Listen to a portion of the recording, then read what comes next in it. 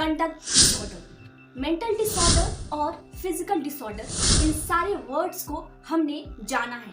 आखिर conduct disorder होता क्या है? कंडक्ट डिसऑर्डर बेसिकली चिल्ड्रंस और अडल्ट्स जिन्हें हम बच्चे और किशोर कहते हैं, इनके बीच पाया जाता है। इनमें ज्यादातर अग्रेशन, किसी के रूल का वायलेशन करना, कुछ हिंसक प्रक्रियाएं करना और इनके कोर सिम्टम की बात की जाए तो इनके अंदर अग्रेसिवनेस होगी, डिसफुलनेस होगी और किसी के राइट का वायलेशन करेंगे, किसी की बात को ना मानना, किसी की प्रॉपर्टी को डिस्ट्रक्ट करना और किसी की रूल का वायलेशन करना आदि ये सारे सिम्टम कंडक्ट डिसऑर्डर के अंदर आते हैं। इसी कंडक्ट डिसऑर्डर के चलते ना सिर्फ एक बच्ची ने 3 हत्याएं की, बल्कि उसे इन हत्याओं का कोई पछतावा नहीं था। तो आज हम एक ऐसे बच्चे की कहानी के बारे में जानेंगे जिसने 3 हत्याएं की थी, जिसका नाम था अमरजीत सड्डा। तो कहानी शुरू से शुरू करते हैं। ये कहानी स्टार्ट होती है बिहार के मुसहर में। दिन का समय था और उससे गांव की एक पड़ोसी औरत अपने 6 महीने बच्ची को एक गांव के स्कूल के पास लेकर जाती है और उसी स्कूल के हैंडपायर के पास उसे छोड़ देती है।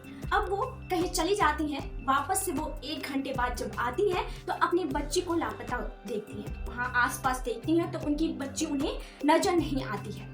तो वो क्या करती हैं, बहुत ज़्यादा खोजबीन करती हैं, बहुत ज़्यादा इधर उधर देखती हैं, गांव के लोगों को बताती हैं, फिर चिल्लाती हैं तो गांव के लोग एकजुट होते हैं और वहाँ पे आते हैं। फिर धीरे धीरे पूरे गांव में खोजा जाता है। जब उस बच्ची का पता नहीं चलता है तब ये सारे गांव वाले मिलकर पुलिस स्टेशन के पास जाते हैं। पुलिस स्टेशन में जाने के बाद उस बच्ची का FIR दर्ज होता है और पुलिस, क्योंकि ये बच्ची का मामला था, इसी वजह से पुलिस तुरंत एक्शन लेती है और गांव में पूरी छानबीन के लिए आती है। गांव में जब पुलिस सबसे पूछताछ करती है और पूरे गांव के आसपास, अगल बगल, स्कूल के आसपास सब जगह क्या करती है, देखती है, लेकिन उस बच्ची का कहीं भी पता नहीं चलता है। तो बाद में एक पुलिस कांस्टेबल की नजर अमरजीत सड्डा पे पड़ती है। अमरजीत सड्डा, पूरे गांव के लोग परेशान थे, लेकिन उसके चेहरे पर बिल्कुल भी निराशा, दुख, पीड़ा कुछ नहीं था। वो हंसे जा रहा था। तभी एक पुलिस की नजर उस पर पड़ती है और उसे पकड़कर पुलिस स्टेशन इंक्वायरी के लिए लेकर जाया जाता है।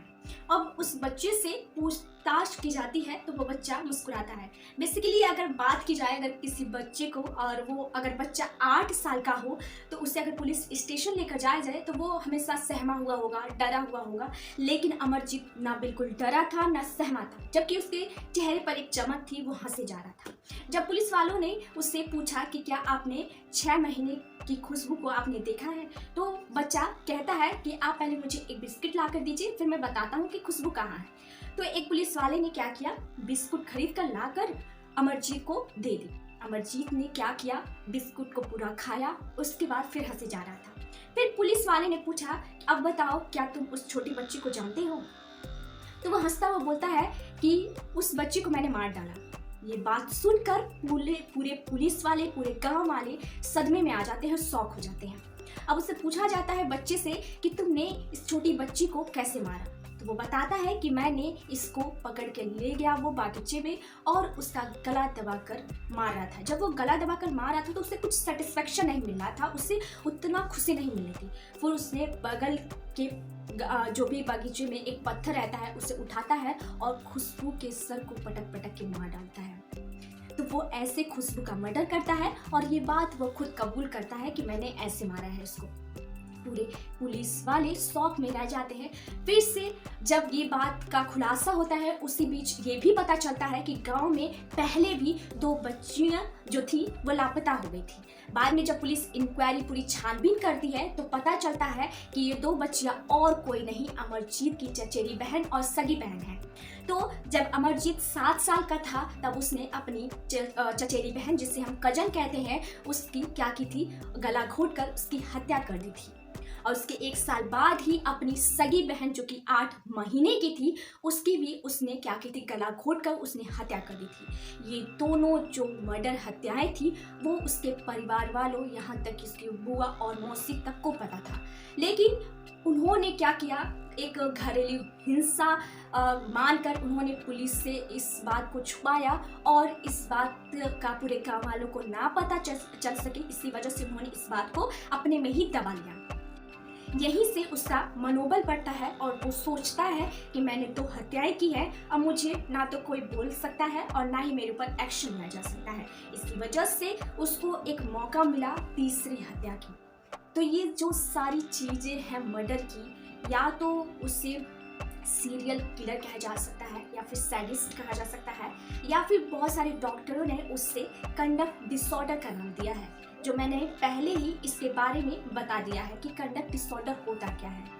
अब माना जाए, अगर ये 3 हत्याएं देखी जाए तो सबसे पहली बात तो किसी बच्चे का सैडिस्ट होना ये दर्शाता है कि या तो फिर उसके अंदर जेनेटिक कोई भावना थी, या फिर उसके परिवार वाले गरीब थे, उस गरीबी के चलते उसने ये सारी जो भी डिसऑर्डर थी उसके अंदर आ गई थी, या फिर उसके फैमिली का जो भी ट्रॉमा था, जो उससे फिजिकली हरास किया जाता था, मारा पीटा जाता था उसकी फैमिली के द्वारा, ये सारी चीज़ें उसके अंदर एक ट्रॉमा बनकर उभरती हैं, जिस वजह से वो इतनी सारी हत्याएं या फिर इतने सारे कंडक्ट को कर पाता है। अब बात की जाए कि ये जो डिसऑर्डर होता है, ये कंडक्ट डिसऑर्डर हो गया, सैडिस्ट हो गई, या फिर ये लोग बनते हैं या फिर जेनेटिक आते हैं, तो ये बहुत सारे साइंटिस्ट जो हैं वो बहुत सारे ऐसे रिसर्च वगैरह कर रहे हैं, देख रहे हैं कि आखिर ये जो साइकोपैथ होते हैं, कंडक्ट जिसके अंदर डिसऑर्डर होता है, सैडिस्ट होते हैं, उनके आसपास का जो एनवायरनमेंट होता है वो उनको प्रभावित करता है, इसी वजह से ये सारी वो हरकतें करती हैं। अब अगर इस केस में देखा जाए, अमरजीत सड़ा के केस में, तो सबसे पहले उसका जो था, पहली बात तो उसके फैमिली ने उसे रोका नहीं। वो 2 हत्याएं के बारे में जानते हुए भी उन्होंने ना कोई एक्शन लिया, ना पुलिस को बताया, नहीं तो तीसरी हत्या नहीं हुई होती।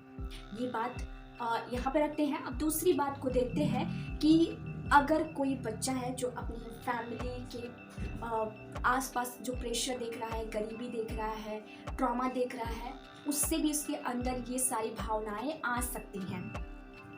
अब इसमें अब क्योंकि ये अमरजीत 8 साल का छोटा बच्चा था, इसी वजह से इसको ना तो जेल हुई ना ही फांसी की सजा हुई। इसे जुवेनाइल होम में भेजा गया और 2016 में इसे रिहा किया गया, लेकिन आज तक किसी को पता नहीं कि ये बाहर निकल कर कहाँ गया और क्या कर रहा है, और ये भी पता नहीं कि इसकी फैमिली वालों का क्या हुआ। बेसिकली इसकी फैमिली वालों को यहाँ पे जेल नहीं हुई थी, बस अमरजीत सड़ा की हुई थी।